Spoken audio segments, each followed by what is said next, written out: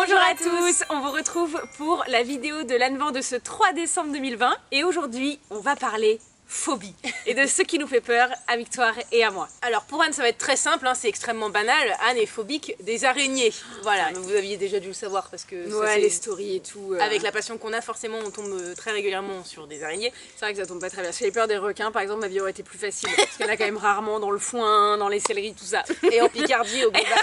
Mais c'est vraiment très handicapant dans ma vie de tous les jours, ouais. Et alors, tu te moques de moi parce que la mienne est banale, mais alors parlons de la tienne, Victoire, qui vraiment n'existe pas. Je suis sûre qu'il y a des gens qui pourront comprendre et dans les commentaires vous me direz si vous avez la même phobie. Victoire. Alors. J'ai peur des choses qui sont grosses par rapport à leur taille habituelle. Voilà. Non, vas-y, développe. Alors, c'est une phobie, c'est pas tant que ça me fait peur, c'est que ça me dégoûte en fait. Par exemple, vous voyez ce que c'est qu'une coquillette. Voilà, une petite coquillette, une petite patte. Voilà, c'est grand comme ça. Il existe des grosses coquillettes, les mêmes mais en plus gros. Ça me dégoûte, je suis incapable de manger ça.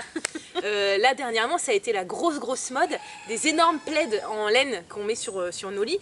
Comme du tricot normal, mais avec des mailles énormes, genre du gros fil et ah, ça c'est pas possible. Et puis par exemple dans les villes, vous arrivez, je sais pas, à l'entrée d'une ville et sur un rond-point, vous avez une énorme chaussure ou un énorme livre ou des choses qui sont énormes alors que d'habitude elles ont une taille beaucoup plus petite. Hors échelle, ouais. Ça me dégoûte.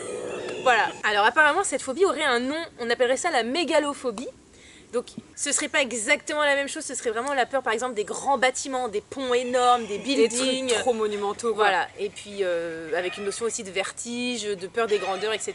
Moi c'est vraiment les objets du quotidien quand ils sont beaucoup plus gros que d'habitude. Bon, enfin du coup pareil, t'es quand même vachement moins embêtée dans la vie avec cette phobie là, t'as quand même moins de chances de croiser une énorme coquillette. Après c'est vraiment, j'en repère souvent des choses comme ça, je tombe régulièrement sur des situations comme ça, mais moi ça ne m'handicape pas, enfin, juste ça me fait genre oh ça me dégoûte, j'aime pas tu vois, mais ça me bloque pas. Alors que toi, l'arachnophobie, ça peut te faire paniquer, ça peut te faire pleurer, ça peut te faire... j'ai des grosses crises d'angoisse et tout.